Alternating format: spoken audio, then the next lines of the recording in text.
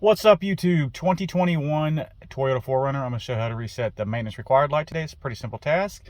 Anyways, if you haven't subscribed to my channel, please subscribe. So I'm continuing to make videos like this to make your life easier. Let's get started. Now, first thing to do is push your push button right there twice till everything lights up. Cycle your trip odometer when it cycles through this. Wait till it gets there. Hold maintenance required. Hold on, let it do all these little things. Now cycle by pushing that button right there to trip A. When trip A is highlighted, turn the key off. I'm going to do this with one hand because I'm holding my phone. And then you're going to push the button in, then press the key twice. Keep holding the button. That's simple.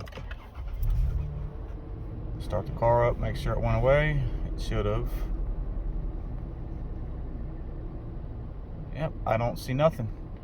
The tire pressures are not reading, but that's probably because the customer put aftermarket wheels on it and they probably didn't put sensors back in the wheels. But that's another video. So anyways, y'all have a good day. Check like. Y'all have a good day. Peace out.